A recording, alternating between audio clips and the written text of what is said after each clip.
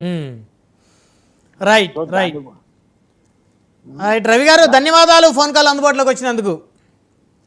Okay అండి.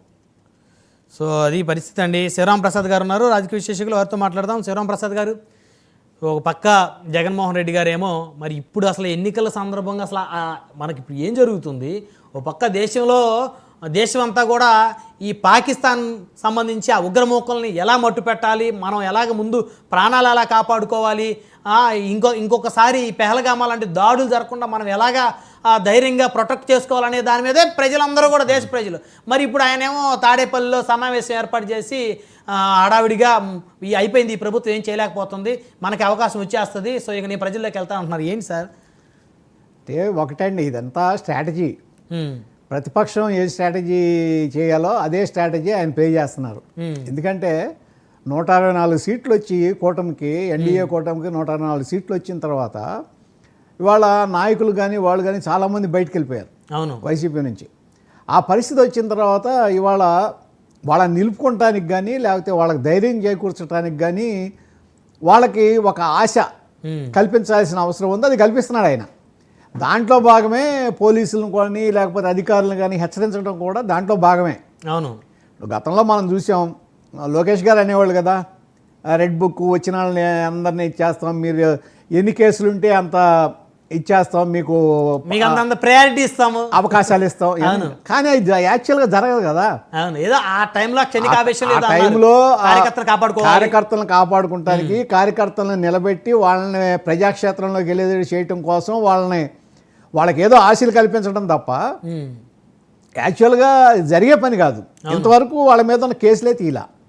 ఎవరో ఎందుకు ఇప్పుడు అన్ని సంవత్సరాల తరబడి దాదాపు అక్కడ రాజధాని రైతులు పోరాటం చేశారు, వాళ్ళ మీద కేసులే ఇంతవరకు తీయాలి. అవును, అటు పరిస్థితి అట్లా ఉంటుంది. అంటే మనం చెప్పేది వేరు, యాక్చువల్గా అది జరుగుతుందా జరగదా అంటే జరిగే అవకాశం తక్కువ ఉంటుంది. ఎందుకంటే రూల్స్ రెగ్యులేషన్స్ ఫాలో అవ్వాలి ఎవరైనా. ఇప్పుడు జగన్మోహన్ రెడ్డి గారు చెప్పేది కూడా అదే. ఇవాళ దాంతో చెప్తున్నాడు తప్ప ఇప్పుడు సంవత్సరం కూడా అవ్వలేదండి ప్రభుత్వం వచ్చి. ఏం మార్పు వచ్చింది అంటే ఆయన చెప్పేది ఏంటంటే వీళ్ళు ఇవ్వలేదు, పథకాలు ఇవ్వలేదు కాబట్టి ఏది వ్యతిరేకత పెరుగుతుందన్నాడు. ఓకే, కొంతవరకు దాన్ని ఒప్పుకుందాం. పథకాలు ఇవ్వలేదు కాబట్టి పెరుగుతుంది. పథకాలు ఇస్తే అంతేగా, మరి అనుకూలత పెరగాలి కాబట్టి అనుకూలత వస్తుంది కదా. అవును, ఇప్పుడు ఆల్రెడీ ఇప్పటికే కొన్ని పథకాలకి ఇచ్చేశారు. రేపు ఏది అమ్మకు తల్లికి వందనం ఇస్తామంటున్నారు కదా. అవును, స్కూల్కి వెళ్ళే ఇంటి ప్రతి బిడ్డకి ఇస్తామని ఇచ్చినప్పుడు మనం మాట్లాడుకోవాలి. మళ్ళీ దాన్ని నెక్స్ట్ మంత్లోనే ఇస్తామంటున్నారు. చంద్రబాబు గారు చెప్పారు కదా, ముఖ్యమంత్రి చెప్పారు నెక్స్ట్ మంత్లోనే ఇస్తామని. దాంతోపాటు రైతులకు కూడా ఇస్తామంటున్నారు. అంటే 2 ప్రధాన పథకాలు వచ్చేసినాయి. అవును, ఇప్పుడు ఆల్రెడీ దీపం పథకం అమలు జరుగుతుంది, gas cylinder, free gas cylinder అమలు జరుగుతుంది. తర్వాత వాళ్ళకి పెన్షన్లు పెంచారు, అవన్నీ అమలు జరుగుతున్నాయి కదా. మెయిన్ మీకు దీంట్లో వచ్చేది ఏంటంటే ఈ పిల్లలకి, చదువుకునే పిల్లలకి ఇవ్వాల్సిన డబ్బు ఇవ్వటం అనేది మెయిన్ కనపడుతుంది. ఫీజు రియంబర్స్మెంట్ లాంటివి మామూలుగా వాళ్ళకి ఏది స్కూల్కి వెళ్ళిన ప్రతి పిల్లలకి డబ్బు ఇస్తాం, ఎంతమంది ఉంటే అంతమందికి ఇస్తాం లాంటిది.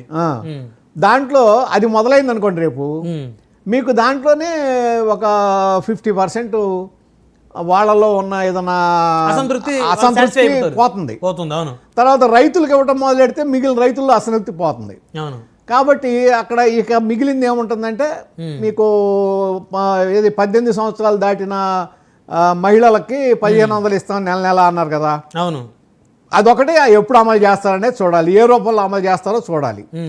దాని తర్వాత మీకు నిరుద్యోగ భృతి ఇస్తామన్నారు, అది ఎట్లా ఇస్తారు, లేకపోతే ఉద్యోగ కల్పన ఎట్లా చేస్తారు, ఏ విధంగా చేస్తారు అనేది వాటి వరకు చూడాలి. కాబట్టి మీరు పథకాలు అమలు చేయలేదు కాబట్టి అసంతృప్తి వస్తుంది అంటే అదేమి పథకాలు అమలు చేస్తే అసంతృప్తి రాదని అనుకోవాలి కదా. ఇంకా అందులో డౌట్ లేదు. దానికి తోడు ఇంకోటి ఏంటంటే మొత్తం పథకాలు అమలు చేసాము మేము, అయినా కానీ మమ్మల్ని ఓడిచ్చారు అని చెప్పడం అనేది బేస్లెస్. జగన్మోహన్ రెడ్డి గారు మొత్తం మనం అమలు చేస్తే మనకే